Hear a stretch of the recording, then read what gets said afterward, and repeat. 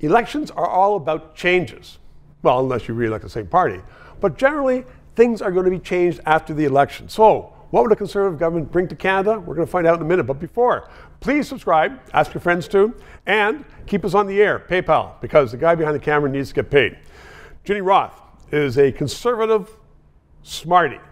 I say that in the best way, and she laughs at me like that. She's with Crestview. She advises politics and parties and businesses about what's going on. A lot of people are disappointed in Canada right now, whether it's the economy. I know people that are having difficult times, people moving back with their parents, or just the stupidity of sometimes DEI, diversity and equity and inclusion, which is not bad itself, but the way it's put down by our leaders, or saying that, you know what, climate is the biggest thing when the economy should be the biggest thing. What would a Conservative government do to change all that? Or would it bring about difference? Well, I think Poilievre understands that those two things are connected. People are pissed off, frustrated by the DEI stuff because it's like the government can't get the basics right. If you can't even afford your life, you don't want to be lectured by some bureaucrat that you're not doing enough for DEI or whatever. Or you can't say bless you if you sneeze. Yeah, like and stupid I think, things. Yeah, exactly. And I think people get that Poilievre, when he's prime minister, it's kind of a top-down culture thing. Like he's gonna reject nonsense like that when he sees a memo to cabinet or a memo from a bureaucrat that's focused on unimportant stuff like that.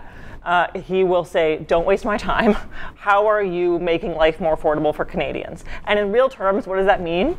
Our GDP going up isn't good enough. Our GDP per capita has to go up.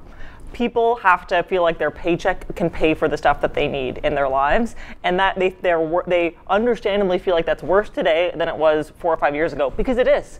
And so I think a government has to grow the economy, right, create more jobs, and drive down inflation by getting spending under control so that stuff can become affordable again, interest rates can go down, and they feel like their paycheck actually goes to something.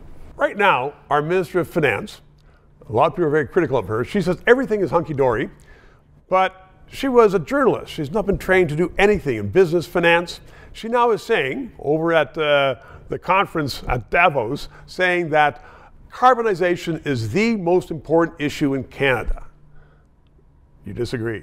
Well, first of all, emissions don't know boundaries, or don't know borders, That's rather. True. So if you just started by taking Canadian LNG and replacing Chinese coal globally, you would immediately reduce emissions globally. Oh, no, there's no business case for LNG. You know that. I know.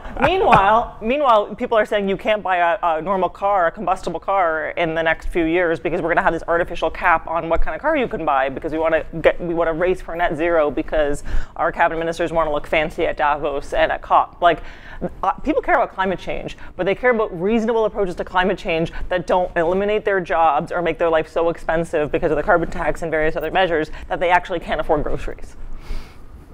Keeping your eye on the ball. What a refreshing thing. Ginny, thank you very much. I kept it on the ball 3 minutes. This show provides independent analysis of the issues. We are not paid by the government.